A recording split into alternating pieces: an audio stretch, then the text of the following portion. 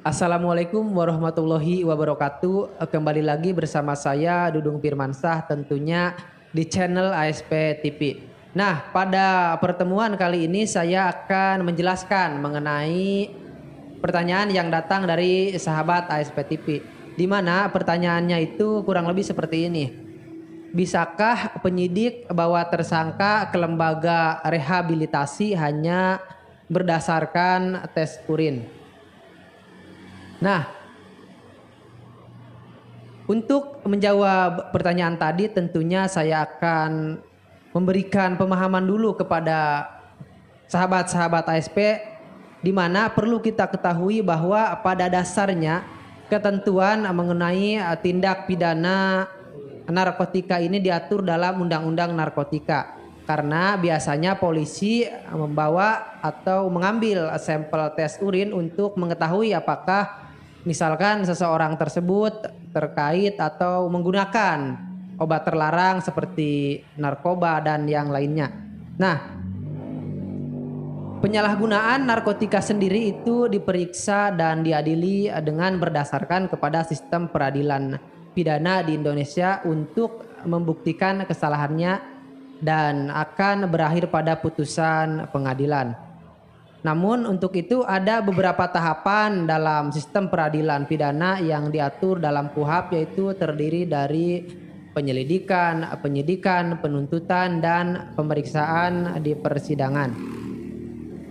Nah, kaitan dengan yang tadi, di mana bahwa lebih lanjut ditegaskan dalam menjalankan penyelidikan, jadi BNN ini atau badan yang berwenang untuk mengurusi terkait narkoba memiliki kewenangan yaitu untuk melakukan penggeledahan dan melakukan tadi ya tes urin, tes darah, tes rambut serta yang lainnya yang dengan tujuan untuk mendapatkan informasi atau fakta dan data yang dia inginkan, di mana di dalam penjelasan pasal 75 huruf I Undang-Undang Narkotika dijelaskan bahwa tes urin, tes darah, tes rambut, dan tes bagian tubuh lainnya dilakukan dengan perkembangan ilmu pengetahuan dan teknologi untuk membuktikan ada tidaknya narkotika di dalam tubuh si orang tersebut.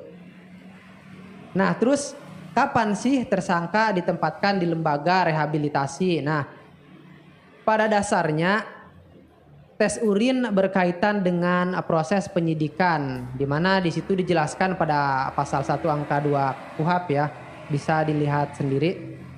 Nah, dalam hal ini tes urin dapat menjadi bukti permulaan untuk menduga adanya tindak pidana penyalahgunaan narkotika yang dilakukan oleh seseorang.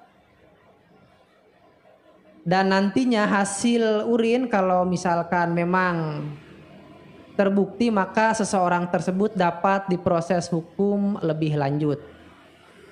Dan kita juga harus tahu bahwa hasil tes urin memang bukan merupakan satu-satunya bukti untuk dilaksanakannya rehabilitasi terhadap seseorang pecandu narkoba ataupun korban penyalahgunaan narkotika.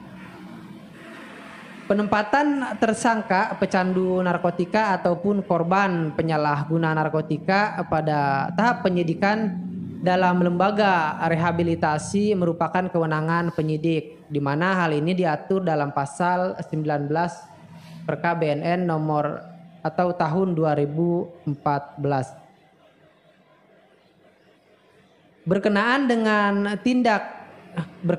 dengan tindakan rehabilitasi tersebut sebagaimana dimuat dalam ketentuan pasal 54 Undang-Undang Narkotika bahwa pecandu narkotika dan korban penyalahguna wajib menjalani rehabilitasi yang dibagi menjadi dua jenis, yaitu ada jenis yang pertama itu rehabilitasi medis dan yang kedua rehabilitasi sosial.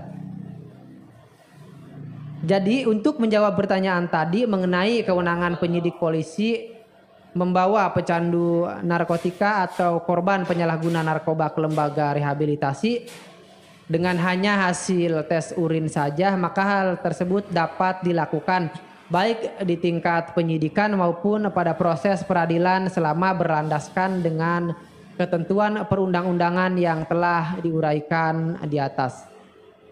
Namun demikian, penyalahgunaan narkotika tetap harus dibuktikan kesalahannya melalui proses peradilan sebagaimana diatur dalam Undang-Undang Narkotika. Sekian dari saya, kurangnya mohon maaf. Terima kasih. Wassalamualaikum warahmatullahi wabarakatuh. ASP lapor, ayo hukum, jauhi hukuman.